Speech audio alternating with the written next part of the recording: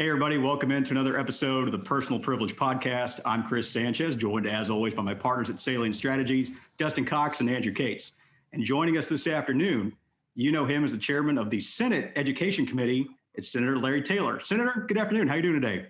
I'm doing great. Glad to be past the election. I hear you. That was a tough. At least my part of the election. I'm sorry. That's right. Well, Senator, you seem like the type of guy that really enjoys his music. Is there anything in particular that you're listening to today? Well, I have a pretty broad genre of music that I really enjoy. I go everything from classic rock, which is what I grew up with, and then country. As I got a little older, I got exposed to more country music through my wife, who grew up in Post, Texas. Learned how to two-step later in life. But of course, I grew up with beach music. The Beach Boys, reggae. I spent a lot of time in the Bahamas growing up. So my breadth of music is pretty broad. I like old stuff, like old country, Eddie Arnold. I like Four Seasons. You really go back. I even like some rap songs, but not a lot of rap. That's very interesting. That seems kind of like my music taste as well. I go to my Spotify account and push shuffle, and who knows what's coming up next. Mine's pretty much Pandora, and I pick stations, and I get to hear a whole bunch of stuff around that. So. There you go. Absolutely. So what would you say are your top, 2 or 3 top favorite bands of all time? Well, all time, you got to look at the Eagles. They've been around for so long, had so many hits. And then there's bands that I really had personal contact with, like Journey. I lived in Hawaii for a while, and I signed my wife up one time to be a bat girl at a charity concert with Journey, so she won that. So we're down there on the field with Steve Perry and Neil Sean and those guys, and she's handing them bats, and it was a great experience. I've always had a personal connection. Plus, they're just a great band. Steve Perry has an unmatched rock and roll voice. I've actually seen up here in Austin. That was a concert that I got my parents for Christmas. I sent them out to the 360 Amphitheater, and they couldn't make the concert. So by de facto, my wife and I got to join instead. And let me tell you, seeing them in person and doing those ballads is really a really great time for us. I got, like I say, lots of it. But those are probably 2 of my favorites. Boston. When I was in high school, we lived and breathed Boston. In fact, I used to listen to that when I was sleeping. And the next day, this was back on a date myself. It was 8 tracks.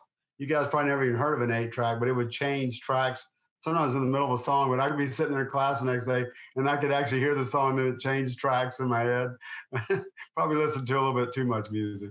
Boy, I'm a huge Journey fan, so hearing that's fantastic. What's your favorite Journey song? Oh, Don't Stop Believing. There's a whole bunch of them. Of course. That's just The Lights of the City. I could go on and on.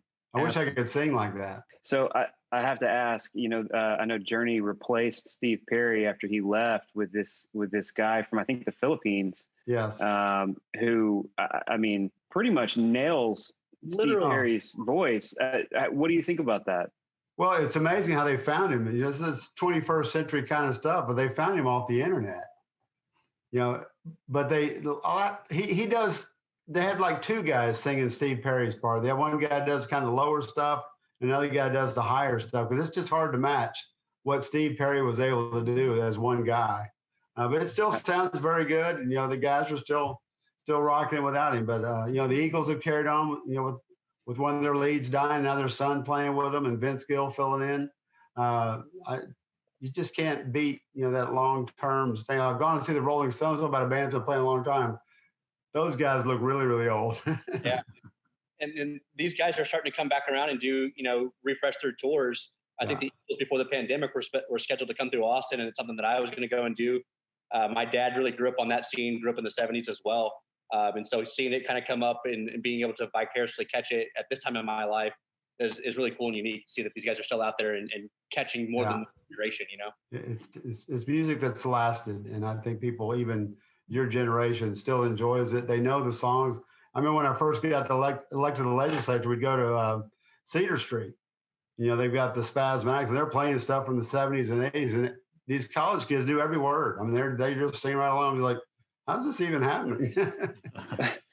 Man, I forgot about the Spasmatics. Gosh, they've been around for forever now. Yeah, they played quite a few events for me over the years. We're actually friends. Good group of folks. They've changed some members out and that, but still, we've got a long time friendship with that group. Boy, you really made me miss some live music just now. Just hearing about the Spasmatics and Cedar Street. Those are. Well, I hope Cedar Street can survive all this shutdown and stuff. These bars have been closed down a long time. I'd hate for some of these places traditions in Austin to be closed up for good. So I'm a Brazoria County kid, grew up, born and raised in Alvin. What are some hidden gems in Brazoria County as far as places to eat? I spend a lot of time there, go back to see my family there. What are some places that most folks may not be aware of, but absolutely need to try? Well, you're gonna push me on that. Of course, I know Joe's Barbecue right there in Alvin is always really good. Most of the time, where I'm eating is generally in Galveston County. I live in Friendswood on the Galveston County side. We've got of course, with Galveston, we've got a whole treasure trove of great places to eat seafood. Guido's is back. They've got one of the younger members of the family is doing a great job with Nick's and Guido's right next to each other. Nick's is more of the casual dining, but it's the same kitchen. So I recommend those. And we have a brand new restaurant now in San Leon. If you remember the oyster folks, the Halilis, their family just opened up a restaurant in San Leon called Pier 6. And they've actually got the chef who started up Killen's in Pearland, Killen's Steakhouse in Pearland, and Brennan's up in Houston.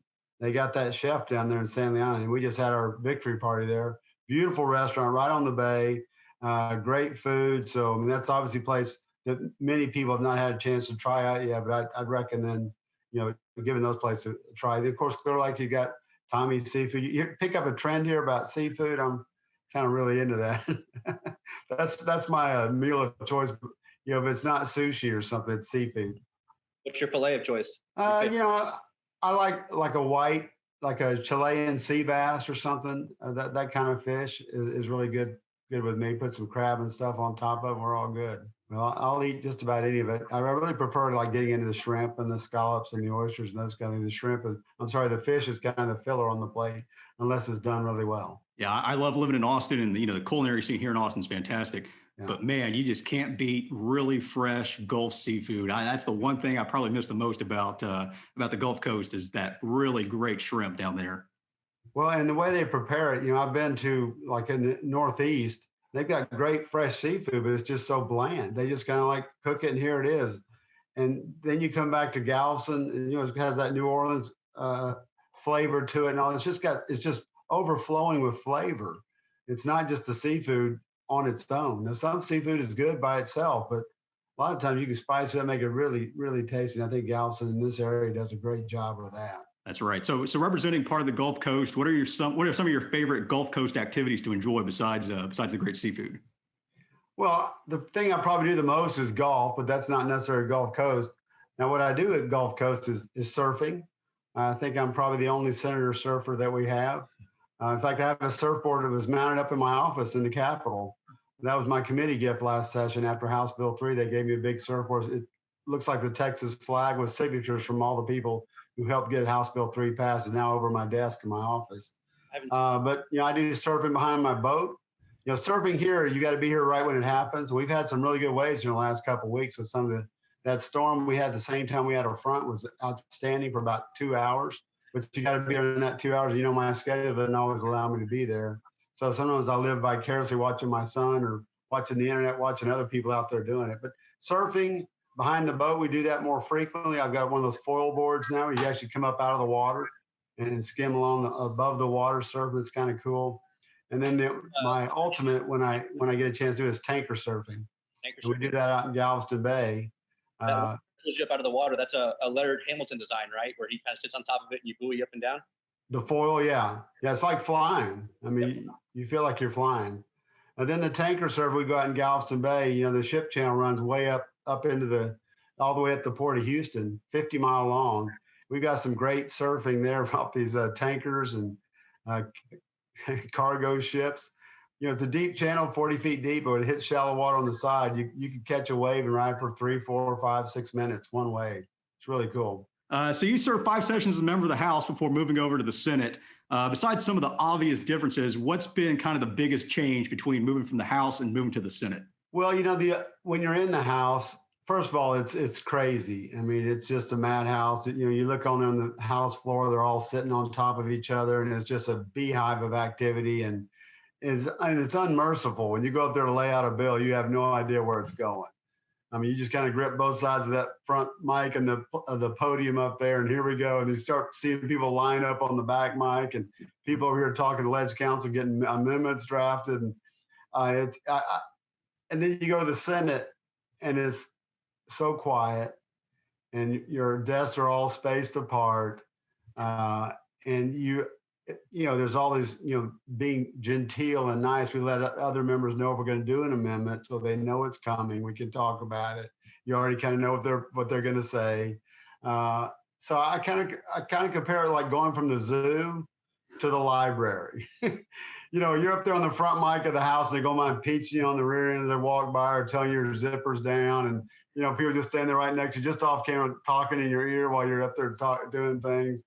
And then you go to the city, hello, is this working? Hello. I mean, it's just deathly quiet.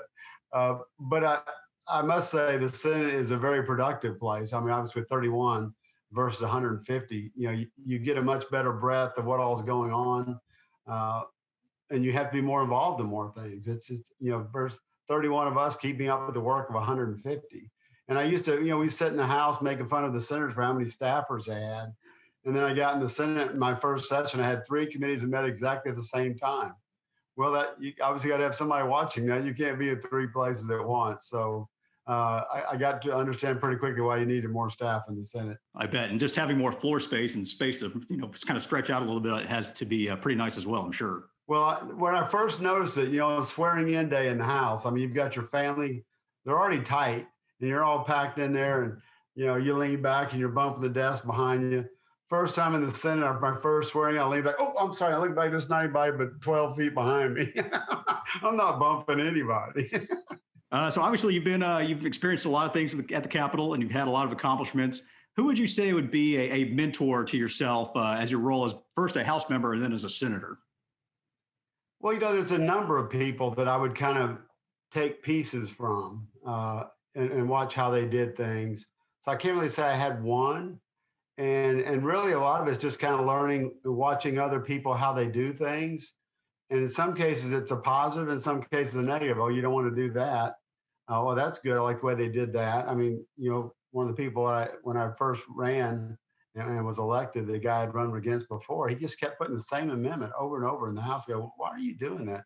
She said, you never know what's going to get through this process. So he would just do that same amendment over and over. And sure enough, so I learned that's a good idea. I should probably do that as well. Don't just put all your thing on that one bill and hope it makes it, because you learn towards the end of the session, not every bill is getting out of there. I mean, you could just die on the counter sitting there watching those last days. You're on page 5 one day, then you're on page 6 the next, and you're not even moving forward. Like, what is going on? So I learned some lessons on how to do that. But a lot of it, don't talk your bill to death. Don't talk on every bill. I mean, I would see people in the House who'd get up and talk on every bill. And people would just they'd tune them out and go do something else. They're going to be spend their whole 10 minutes, wherever how much time they had. And then there were other people, when they got up there, it got quiet because that person rarely got on the mic. And when they did, they had something to say. So those are valuable lessons. Don't just get up and talk all the time. When you've got something to say, make it good, make it short, and people will listen. In the House, that's a big challenge to get people to listen to you. So I think those are valuable lessons that I would encourage other people to do as well. It's always good to kind of jump in there and, I was always one of these guys where if I join a new organization, I kind of want to kind of get a feel for what's going on, who does what, how does it work.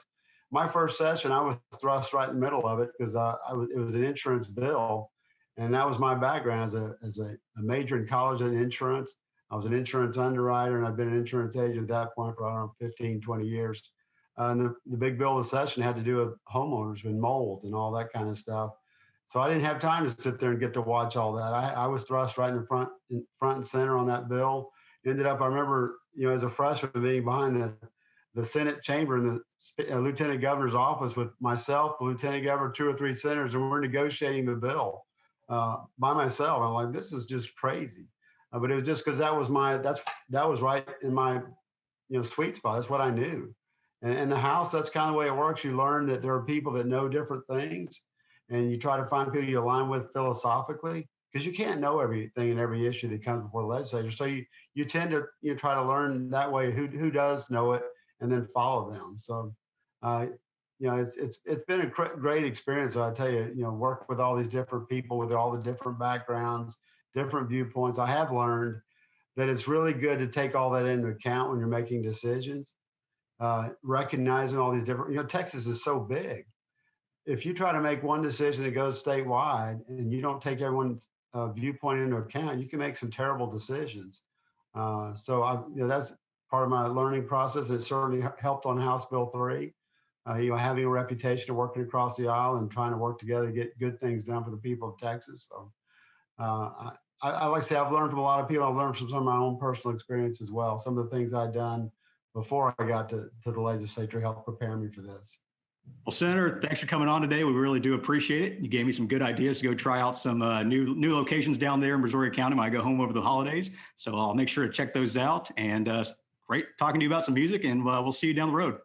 All right, sounds good. Appreciate it, guys. Y'all take care. Have a great week.